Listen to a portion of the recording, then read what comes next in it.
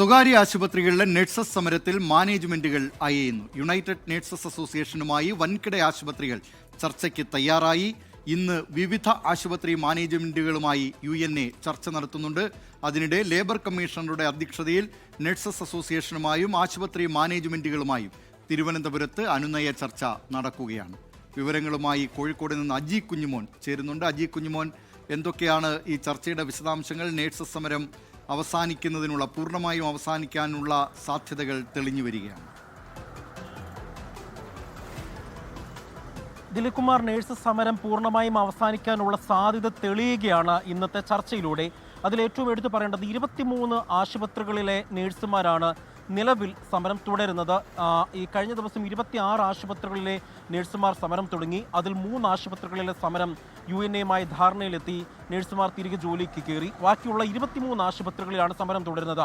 ഈ 23 ആശുപത്രികൾ കത്തോലിക്ക സഭയുടെ കീഴിലുള്ള മാനേജ്മെന്റ് ആശുപത്രിയും വൻകിട കോർപ്പറേറ്റുകളുടെ കീഴിൽ വരുന്ന ആശുപത്രികളിലുമാണ് ഇപ്പോൾ നിലവിൽ സമരം തുടരുന്നത്.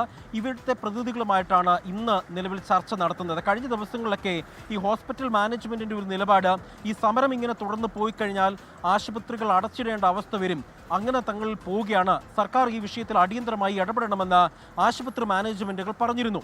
ഇതിനെ തുടർന്നാണ് ലേബർ കമ്മീഷണറുടെ നേതൃത്വത്തിൽ ചർച്ചയ്ക്ക് വിളിച്ചിരിക്കുന്നത്. ഇന്ന് തിരുവനന്തപുരത്താണ് ചർച്ച. തിരുവനന്തപുരത്ത് ആ ചർച്ച ഇപ്പോഴും പുരോഗമിച്ചുകൊണ്ടിരിക്കുകയാണ്. ആശുപത്രി മാനേജ്മെന്റ് പ്രതിനിധികൾ 2 പേരും UNAയുടെ 2 പ്രതിനിധികളുമായിട്ടാണ് ലേബർ കമ്മീഷണർ ചർച്ച നടത്തുന്നത്. അത് തിരുവനന്തപുരത്ത് തുടരുമ്പോഴാണ് സമാന്തരമായി സംസ്ഥാനത്തെ വിവിധ മാനേജ്മെന്റുകൾ ഈ നഴ്സുമാരുടെ സംഘടനാ പ്രതിനിധികളുമായിട്ട് ഇപ്പോൾ ചർച്ച നടക്കുന്നത്.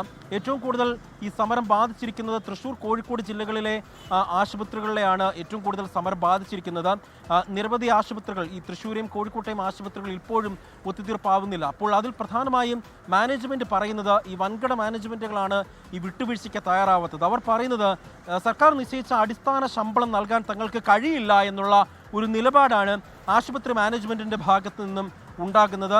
സർക്കാർ നിശ്ചയിച്ച ശമ്പളം ഞങ്ങൾക്ക് നൽകാനാവില്ല എന്ന നിലപാട് ആവർത്തിക്കുമ്പോഴാണ് നഴ്സുമാർ വീണ്ടും സമരവുമായി തെരുവിലേക്ക് ഇറങ്ങുന്നത്. തെരഞ്ഞെടുപ്പ് ആയതുകൊണ്ട് തന്നെ നഴ്സുമാരുടെ സമരം അവസാനിക്കുന്നതിനുള്ള സാധ്യതകൾ തെളിയുകയാണ്. അനുനയ ചർച്ചകൾ തുടരുന്നു.